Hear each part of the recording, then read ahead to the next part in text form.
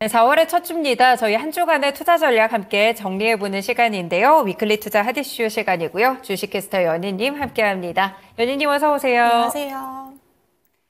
네, 오늘도 연희님과 이렇게 저희 또 이렇게 한 주간의 이슈들 쭉 정리를 해봤습니다. 오늘부터 많은 일정들이 있습니다. 보니까 ISM 제조업 지수, 미국의 경기에 대한 온도를 좀 파악해 볼 수 있는 지표들이 나올 것 같고요. 그 외에도 마이크로소프트 AI와 관련된 소식들 2일, 3일, 4일, 5일까지 갔을 때 여러 가지 경제 지표들도 참 많이 나오고요. 그 사이사이에 중간중간 이벤트가 좀 상당히 많은 한 주가 될 것 같습니다.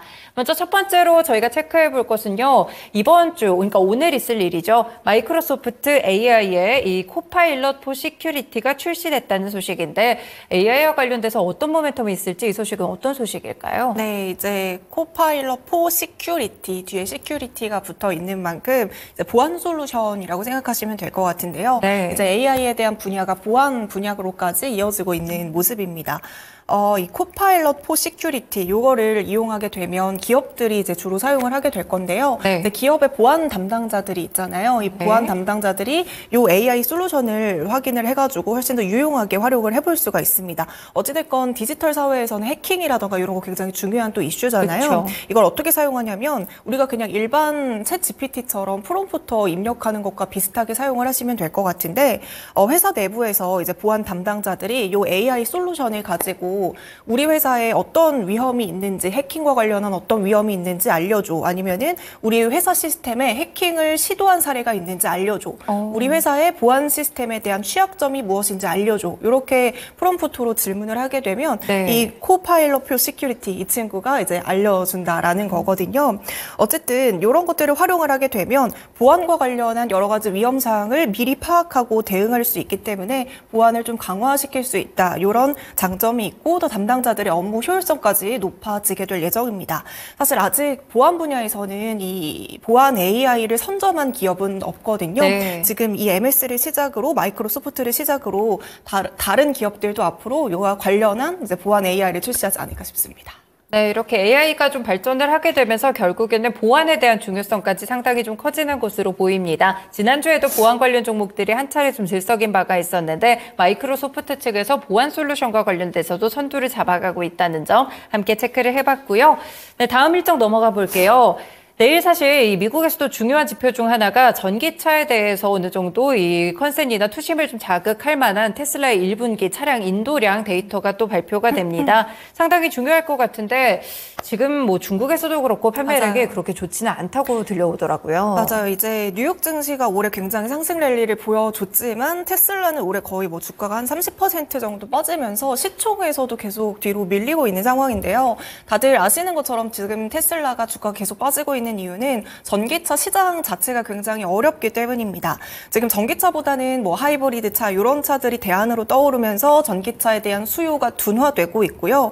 여기에 또 전기차의 그동안의 가격을 인하하면서 수익성도 굉장히 많이 둔화가 됐고 또 미국에서는 작년 말부터 일부 모델에 대한 세액 공제를 종료를 했습니다. 그러면서 주가가 좀 부진했던 점들이 있는데요. 이제 2일에 인도량이 발표가 될 텐데 예상 컨센은 46만 대 수준이에요. 네. 이제 작년에 4분기에는 48만 대를 인도했는데 작년 4분기보다 올해 1분기 더 떨어진다라는 거고 심지어 이제 최초에 예상했던 46만 대라는 컨센보다 계속해서 하향 조정이 되면서 지금은 42만 대까지 그 컨센이 하향되기도 했습니다. 네. 이 컨센 하향 조정의 가장 큰 주요 이슈로는 또 이제 중국 시장을 꼽지 않을 수가 없을 것 같은데요. 이제 테슬라의 전체 매출에 지금 중국이 한 22% 정도를 차지하고 있는데 중국에서 이번 1분기에 중국 시장에 대한 매출이 한 4% 정도 빠졌을 것이다. 네. 이렇게 예상을 하고 있어요. 그 대표적인 이유가 중국 자국의 기업이죠. 이제 비아디가 빠른 속도로 판매량을 추월하고 있다라는 건데요. 이제 최근에 이제 여기에다가 비아디가 테슬라를 추월하고 있는데 여기에 네. 최근에 또 샤오미까지 전기차를 맞아요. 네. 출시를 했잖아요. 그러면서 이제 경쟁자가 더 늘어났다라는 것들이 지금 테슬라의 좀 악재일 것 같습니다. 어쨌든 지난주에 샤오미가 전기차를 발표를 했는데 생각보다는 그래도 이제 가격대가 높긴 하지만 그래도 좀 예상보다는 낮았던 수준이었었던 것 같아요. 네. 테슬라의 모델 S가 지금 1억이 넘는 가격대인데 지금 샤오미의 전기차 같은 경우에는 주행거리는 더 긴데 그 가격은 반값 수준이기 때문에 훨씬 더 또 샤오미의 전기차가 테슬라보다 가격적인 경쟁력까지 있다고 이렇게 볼 수가 있습니다. 네. 어쨌든 아직까지는 샤오미의 전기차가 더 잘 팔릴지 이런 것들은 조금 더 지켜봐야겠지만 경쟁자가 늘어났다라는 것 자체가 지금 테슬라에게는 약간은 껄끄러운 상황인 것 같고요. 어쨌든 전기차에 대한 시장 자체는 이런 상황이고 인도량도 1분기에는 떨어질 것이다 이렇게 전망이 되고 있어요. 계속해서 테슬라에 대한 악재가 굉장히 가득하잖아요. 근데 또 다른 측면에서 본다면 지난주에 테슬라가 완전 자율주행 1개월 무료 체험 구독 네네. 제공을 발표를 하면서 또 이제 주가가 살짝 오르기도 했었는데요. 이제 기존의 테슬라가 제공을 하고 있었던 완전 자율주행 그 구독료가 199달러예요. 이게 어느 정도 조금 비싸다라고 볼 수가 있는데 어쨌든 무료 체험 기회를 제공함으로써 사람들은 이거를 한 23만 원 정도가 되나? 26만 원 정도 되나요? 요거를 이제 무료 체험을 할 수 있으니까 경험을 해볼 수가 있고, 우리가 이제 처음에 AI 붐이 일어나기 시작하면서 무료 버전으로 챗 GPT를 사용하다가 유료로 바뀌어도 사람들이 계속 뭐 이걸로 PPT도 만들고 영상도 만들고 계속 잘 사용하고 있잖아요. 마찬가지로 요런 테슬라의 완전 자율 구독, 무료 체험이 이런 흐름으로 추후에는 바뀔 수 있다 이렇게 생각을 하고 있고요. 그때는 이제 테슬라가 전기차라는 데 초점이 맞춰지기보다는 자율주행 쪽으로 다시 한번 재평가를 받게 된다면 오히려 지금의 테슬라 주가의 낮은 게 기회가 될 수 있지 않을까 이렇게 생각하고 있습니다. 네, 그렇군요. 지금 샤오미까지 전기차를 좀 출시하게 되면서 전기차 업황 자체는 좋지 않은 상황이긴 하지만 테슬라가 또 자율주행으로 인해서 한 가지 모멘텀을 발현하면서 좀 이 시기를 뛰어넘을 수 있을지도 잘 살펴보시면 좋을 것 같네요. 네, 다음 일정 보겠습니다. 테슬라 1분기 차량 인도량 데이터가 미국에서 발표가 된다면 국내에서는 엔터 종목들 최근에 또 이번 주인가요? 굉장히 또 이 엔터에서의 그 IP들 데뷔 소식이 굉장히 많은 것 같아요. 일단 큐브 엔터 하면은 가장 대표적인 아이돌 얼굴로 볼 수 있는 게 여자아이들인데 이번에는 보이그룹도 나온다고 하네요. 네, 맞아요. 이제 큐브 엔터에서는 주력으로 대표적인 걸그룹이 여자아이들이었는데요. 이번에 8년 만에 보이그룹이 데뷔를 한다고 합니다. 나우어데이즈라는 5인조 이렇게 보이 그룹인데요. 기존의 여자아이들에 대한 인기가 최근에 굉장히 높아지고 있고 또 이제 앨범 최근에 역주행까지 차트 역주행까지 올킬하고 있잖아요. 여기에다가 이제 보이 그룹에 대한 효과까지 더해지면 올해는 이제 큐브 엔터의 실적과 모멘텀이 향상되는 그런 구간이다 이렇게 보고 있습니다. 사실 이제 큐브 엔터 같은 경우에는 작년 상반기부터 하반기까지 쭉 앨범 판매량 같은 경우에는 늘어나면서 성장세를 보여주고 있었고요.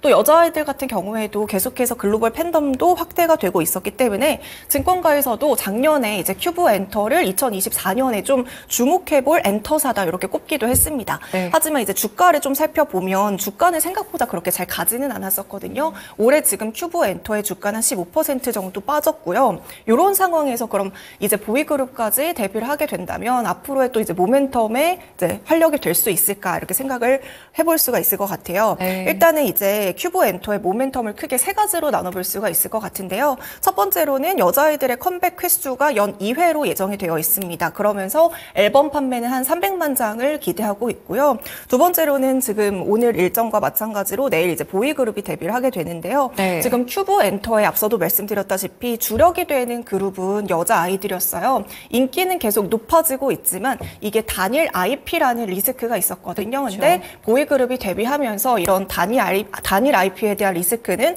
해소가 가능하고요. 이제 신인이기 때문에 얼마나 빠르게 팬덤을 확보하게 될지는 조금 더 지켜봐야겠지만 최근에 다른 엔터사들의 남자 아이돌 데뷔에 대한 현황을 좀 살펴보면은 네. 앨범 판매량이라던가 수익화가 좀 빠르게 전환됐다라는 것들을 확인을 해볼 수가 있었습니다. 이런 속도로 비슷하게 이번에 나우어데이즈도 따라가게 된다면 성과도 좀 기대해 볼 수 있겠다 이렇게 생각을 하고 있고요.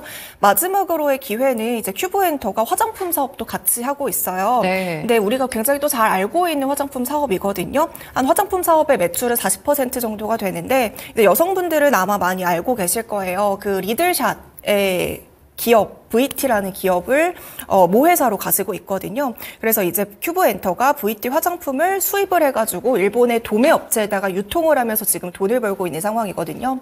워낙에 이제 국내에서도 리들샷 대란이 있었던 만큼 지금 일본에서도 이게 굉장히 또 반응이 좋다라고 합니다. 네네. 그래서 이런 세 가지 모멘텀의 시너지가 내면서 이제 앞으로 하반기로 갈수록 큐브엔터가 조금 더 주목을 받아볼 수 있지 않을까 이렇게 증권가에서도 예상을 하고 있습니다. 네, 큐브엔터의 경우에는 지금 단일 IP 리스크를 좀 극복할 만한 보이그룹이 등장한다는 점 함께 체크를 해보시면 좋을 것 같네요. 엔터 이야기를 하다 보니까 갑자기 생각이 나는데 혹시 연희님은 좋아하는 아이돌 있으신가요? 10년 전에서 멈췄습니다. 저희 또 나이 얘기할까 봐 빨리 넘어가 볼게요. 네, 이렇게 또 큐브엔터에 대한 이야기 함께 들어봤고요. 그리고 4일에는 중국이랑 홍콩, 대만 휴상에 들어간다는 점도 이 증시 일정 투자하실 때 참고해 보시면 좋을 것 같습니다. 네, 그리고 지금 4월 6일에 또 미국 쪽에서 굉장히 중요한 일정들이 두 가지가 몰려 있습니다. 고용 동향에 대한 보고서 그리고 아마케 일정까지 같이 좀 체크를 해볼 수가 있을 것 같은데요. 사실 이번에 고용 동향이 굉장히 중요해졌어요. 물가가 나온 상황 맞아요. 속에서 파월 의장도 이제 고용 동향을 좀 더 체크를 해볼 것 같은데 관련한 내용들도 알려주세요. 네, 이제 2023년 미국의 경제 성장률 최종치가 확정이 됐습니다. 2.5%로 확정이 되면서 작년에 미국이 굉장히 가팔랐던 고금리 상황에서도 그래도 고성장세를 보여줬다. 이렇게 이제 얘기를 하고 있는데요. 이제 미국의 경제 규모 자체가 우리나라와 비교하면은 10배가 넘는 굉장히 큰 시장입니다. 그런데도 불구하고 작년에 이제 GDP가 2.5%가 나왔다라고 한다는 거는 굉장히 큰 고성장을 보여줬었던 거거든요. 근데 이렇게 미국이 작년에 고금리 여건 속에서도 GDP가 2.5%로 확정이 될 수 있었던 가장 큰 이유 중 하나는 미국의 소비가 굉장히 탄탄했기 때문입니다. 네. 그러면은 소비가 탄탄할 수 있었던 이유는 바로 고용 시장이 좀 강했기 때문인데요. 최근에 미국 내부에서 빅테크 기업들 사이에서 정리해고 소식이 막 전해지고 있습니다. 하지만 오히려 실업자 수는 그럼에도 조금 줄어들고 있는 모습을 보이고 있고요. 물론 지난 2월에 실업자 수가 3.9%대로 나오면서 1월보다 실업률이 높아지면서 이게 실업률에 대한 또 이슈가 있었긴 했습니다만 네네. 이 정도 수준도 이제 제가 지난번 일정에서도 말씀드렸지만 3.9% 1월과 비교해서는 높은 수준입니다만 그래도 요거는 완전 고용 수준이다 이렇게 말씀을 드렸었고요. 이제 5일에 발표될 3월 고용 보고서는 월가의 예상치로는 한 20만 개 안팎의 신규 고용을 예상을 하고 있습니다. 네. 2월에는 27만 개 수준이었는데 또 이제 3월에 신고 고용이 조금 줄어든 수치거든요. 그럼에도 불구하고 역시나 고용이 강하다라고 볼 수가 있고요. 이제 금요일 고용 보고서가 나오기 전에 구인 이직 보고서 그리고 ADP 민간 고용 지표 이것도 금요일 발표 전에 나오거든요. 이런 네. 것들도 같이 좀 체크해 보셔야 될 것 같습니다. 네, 그렇군요. 일단 고용에 대한 지표들 어떻게 좀 둔화가 되는지 미국 시장에 대한 경제 온도를 한 번 더 측정해 볼 수가 있기 때문에요. 여기도 주목을 해보시면 좋을 것 같습니다. 조금 전에 언급해드렸던 아마케도 사실 국내에서 제약바이오 섹터들에게 굉장히 강하게 반영이 좀 됐어요. 약간 좀 차익 실현이 나오는 것 같기도 한데 4월에 아마케 어떤 관점 포인트를 갖고 저희는 이 행사를 지켜볼까요? 다들 아시는 것처럼 이제 암이라는 거는 그냥 전 세계 1위의 사망 원인이고요. 고령화로 가면 갈수록 이 암이라는 시장은 조금 더 커질 수밖에 없을 것 같습니다. 이제 가장 많이 발병하는 암이 1위가 유방암이고요. 2위가 네. 폐암, 그리고 3위가 대장암인데 이 중에서 사망에 가장 큰 영향을 미치는 게 폐암이에요. 그래서 앞으로는 이 폐암 시장에 대해서 조금 더 주목해 볼 필요가 있을 것 같습니다. 어쨌든 이번에 아마케에 참여하는 국내 여러 제약 바이오 기업들이 있는데요. 대표적인 기업으로는 뭐 레고캠 바이오도 있고요, 루닛도 있고요, 또 뭐 ABL 바이오, 유한양행 이런 기업들이 이번 아마케에 참여를 합니다. 네. 여기서 이제 기업들이 여기에 참여해가지고 여러 가지 발표를 할 텐데요. 몇 가지 포인트만 짚어본다면 먼저 레고캠 바이오의 경우에는 혈액암은 원래 표적 단백질이 두 종류가 있는데요. 네. 보통은 항암제를 할 때 각각을 표적해가지고 항암 치료를 하거든요. 근데 지금 레고캠 바이오 같은 경우에는 이 두 단백질을 결합시켜가지고 이중항체에 대한 후보 물질을 연구를 하고 있습니다. 이와 관련해서 이번 아마케에서 좀 발표를 할 예정이고요. 이제 루닛 같은 경우에는 다들 아시는 것처럼 AI 의료주입니다. 이번에 18가지 종류의 암에 AI 기술을 접목하는 기술을 좀 발표하겠다. 이렇게 예정을 하고 있고요. 네. 유한양행 같은 경우에는 이번에 면역 항암제에 대한 연구 연구 2편을 발표를 하고 또 비소세포 폐암에 대한 연구 2편, 이렇게 총 4편에 대한 연구 논문을 발표할 예정인데요. 이제 아시는 것처럼 비소세포 폐암은 랭라자라는 이제 물질이 유력한 후보 물질인데 네. 이번에 면역 항암제 분야에서는 어떤 물질이 공개가 될지 암학회에서 좀 공개가 될 예정이라고 합니다. 이번 이제 암학회 자체가 총 3개의 암학회가 있거든요. 근데 네. 그 3개의 암학회 중에서 이번 암학회가 사실 연구 초기 단계라던가 임상 요적 초기 단계의 시장에 초점이 맞춰져 있었기 때문에 다른 암학회와 비교해서는 주목도가 조금 낮은 것은 사실입니다만 그래도 이번 발표를 통해 가지고 앞으로 기술 수출로 이어질 수 있고 또 제약바이오 섹터의 새로운 또 모멘텀이 될 수 있지 않을까 싶습니다. 네, 방금 옆에 띄워드린 이 관련된 참가 기업들이라든지 발표를 진행하는 기업들 위주로 내용들 체크해 보시면서 함께 투자 전략을 잡으셔도 좋을 것 같습니다. 네, 이렇게 마지막 일정까지 함께 전반적으로 체크를 해봤고요. 오늘의 이슈도 함께 살펴보시죠.